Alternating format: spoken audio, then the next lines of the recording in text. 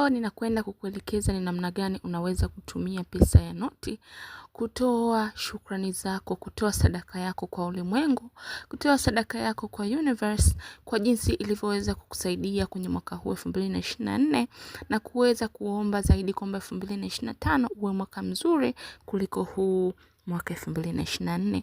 Na hii ni njia rahisi sana ambayo utakwenda kutoa sadaka yako kwa ulimwengu ili uweze kuomba mambo mengine zaidi, mambo yako yaweze kuwa mazuri zaidi kwa mwaka ujao. Unakuta mtu anakuwa analalamika kwamba pesa zake akizipata, pesa zinakuwa zinapotea, pesa hajui kitu gani anachokifanyia, pesa zinakuwa hazimsaidii kwa chochote. Mtu ana pesa lakini hufanyi kitu chochote cha maana, pesa tu zinaisha. Basi ujue inabidi mtu una kawaida ya kutoa sadaka kwa ulimwengu, kutoa shukrani kwa ulimwengu kwa vitu vyote ambavyo huwa unakufanyia. Ulimwengu unatupatia vitu vingi sana. Unatupatia hewa, unatupatia maji, unatupatia chakula na vitu vyote ambavyo huwa tunaviomba, tunavipata kwa wakati. Ulimwengu unatupa vitu vingi sana kuliko hata ambavyo tunavi-deserve. Kwa hiyo inabidi watu mjifunze kutoa sadaka kwa ulimwengu. Na sadaka kwa ulimwengu tunatoa vipi? Leo nitakuelekeza njia moja ambayo nimesema njia hii ni ya kutumia pesa ya noti. Ulimwengu huwa unasikia. Ulimwengu ukiuomba unakupa majibu. Ukiomba kwa imani huwa unakuletea majibu kwa namna ambayo mwenyewe utashangaa. Omba maombi yako, achia universe yenyewe iamue itakupa matokeo gani, kisha mwenyewe utaona vitu vya kukushangaza sana.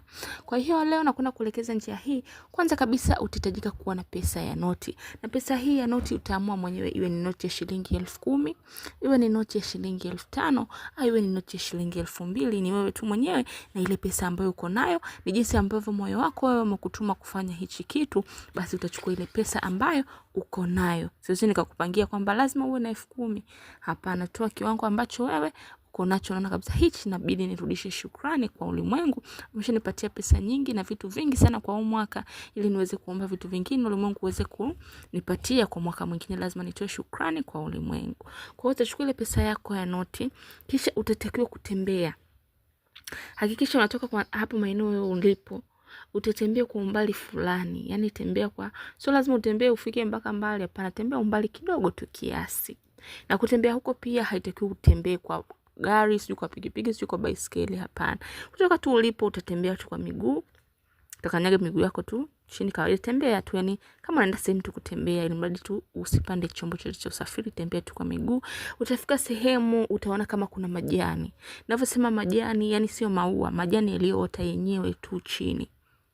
Utakuta kuna sehemu yani umepita pembeni ya barabara, utaona kuna majani, yani majani kama majani au kama miti imeota tu yenyewe bila kupandwa na mtu yoyote. Basi hiyo ni sehemu kabisa ambayo unatakiwa kufanya hichi kitu ninachokuambia. Utatakiwa kuichukua ile noti yako ambayo umeshaiandaa kuitoa sadaka kwa siku ya leo. Kisha utaenda utaiweka pale chini ya yale majani. Yani utaiweka kwenye yale majani pale. Kisha baada utakapoiweka ile noti yako, utatakiwa kuweka mkono wako wa kulia juu ya ile noti. Kisha utaanza kunuia. Ninaposema kunuia, unanuia kutoa shukrani.